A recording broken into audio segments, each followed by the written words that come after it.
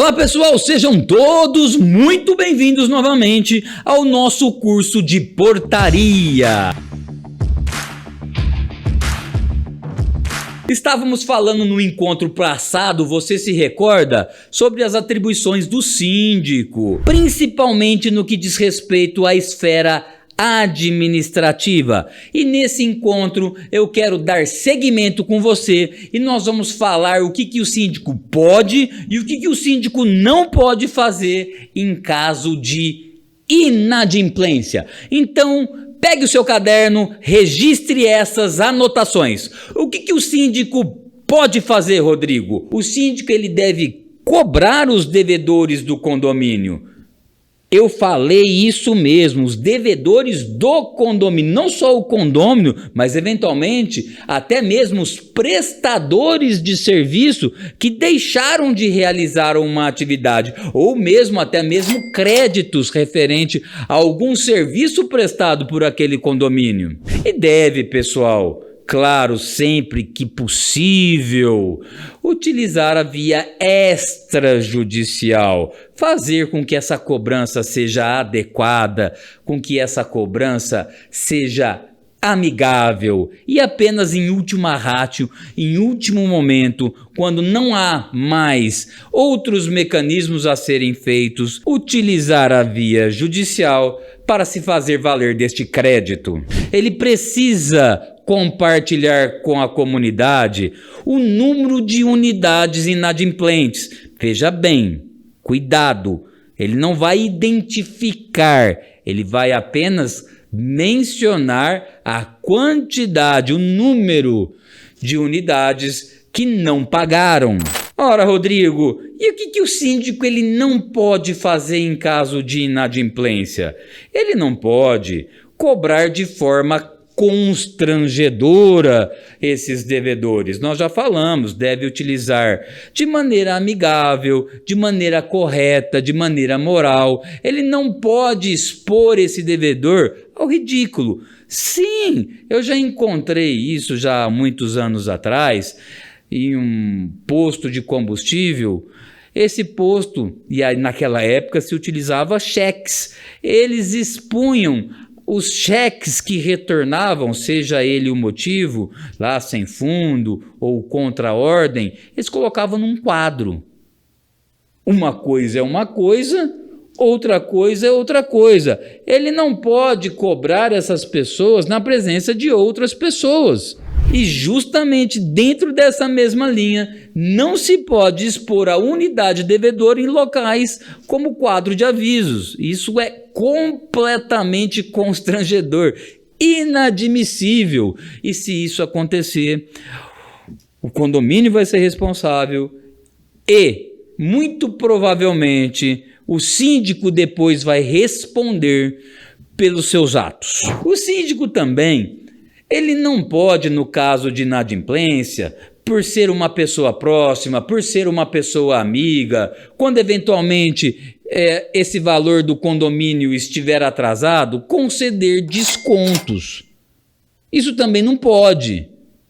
Você não pode preferir um em detrimento de outro. E isso também não é atribuição e o síndico não pode fazer. E o que o síndico ele não pode fazer em relação aos funcionários? Ora, isso aqui é um dever cívico, dever moral. Ele deve tratar todo mundo com respeito, com educação. Ele não pode ser grosseiro no trato com o colaborador. Ele não pode ser sem educação. Primeiro porque se síndico é porque foi eleito, e a gente tem certeza, pelo menos na maioria das vezes, que uma pessoa, quando ela é eleita por inúmeras outras, é porque ela já detém ali algumas atribuições intrínsecas pessoais inerente a essas atribuições, que é o dever de tratar com respeito as pessoas. E anote aí, isso aqui é muito polêmico. Ele deve evitar, na medida do possível, quando ele contrata empresas terceirizadas, de dar ordem direta. Eventualmente uma ou outra coisa, tudo bem. Mas quando isso acontece de maneira ostensiva, excessiva, pode eventualmente configurar subordinação.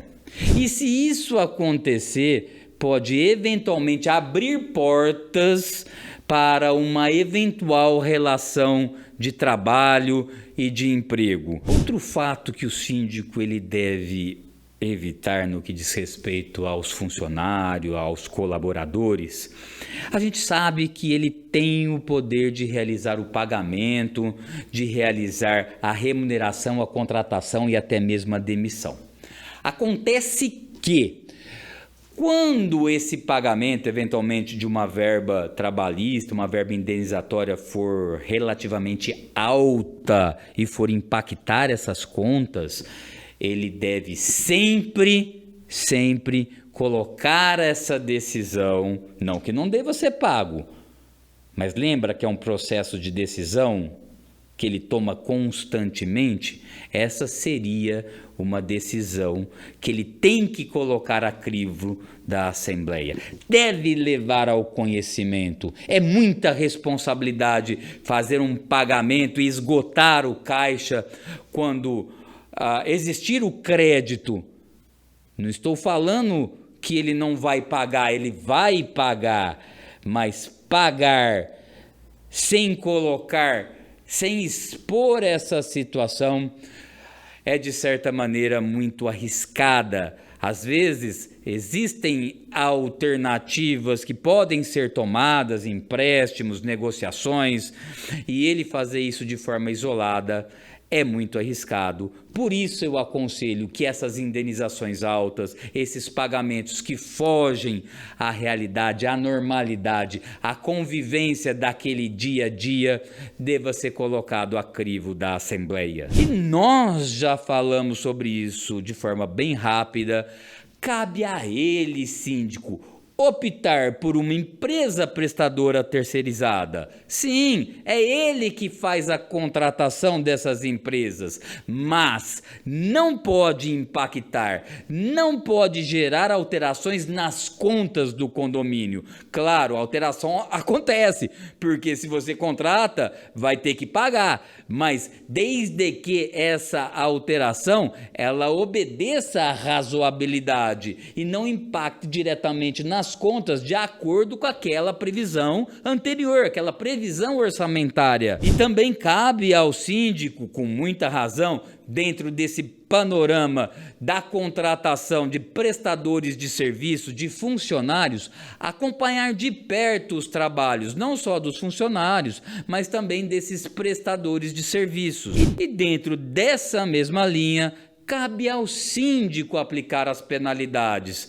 em caso de infrações às regras por parte dos moradores. É ele que vai determinar, é ele que vai fazer essa primeira avaliação se realmente houve um descumprimento. E se houve, com muita tranquilidade, dentro desse juízo de discricionariedade, ele vai precisar verificar se é caso de realizar uma advertência ou, eventualmente, se é caso de realizar uma multa. A multa ela deve acontecer tão somente se esgotada a possibilidade de uma advertência primeiramente. É claro que às vezes a gravidade da situação de fato é tamanha que não cabe ali, mesmo por inobservância de regimento interno, porque o próprio regimento interno, a própria convenção estabelece a existência daquele fato como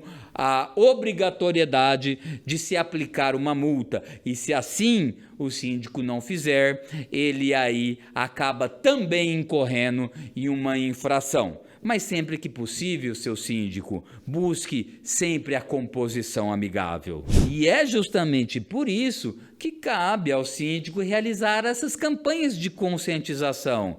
Essas conscientizações elas devem ocorrer junto aos colaboradores, junto aos funcionários e, sobretudo, junto aos condôminos. Eu defendo que o síndico ele precisa de fato ser uma pessoa muito bem orientada, ele precisa conhecer a lei, ele precisa conhecer o regimento interno, ele precisa conhecer as normas do condomínio. Por quê? Ele é a pessoa que está na linha de frente e ele cabe, além das ações de orientação, tirar as dúvidas, orientar essas pessoas. E ele não pode assumir toda essa responsabilidade. Eu sei que é uma série de processos de decisões que ele precisa tomar, mas ele precisa sempre compartilhar essa responsabilidade. Ora, Rodrigo, compartilhar com quem?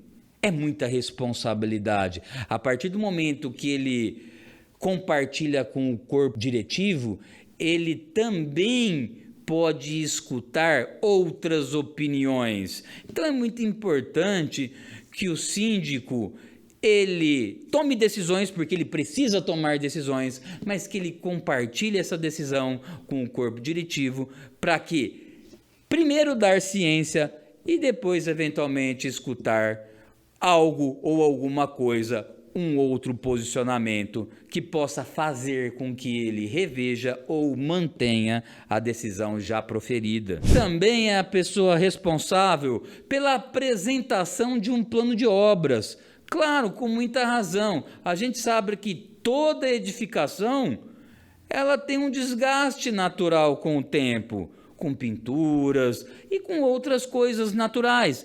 Então, ele tendo esse plano de obras e cobrar a existência desse plano de obras vai ser fundamental também lá na previsão orçamentária, para que quando chegar o momento ideal, isso seja colocado em assembleia e seja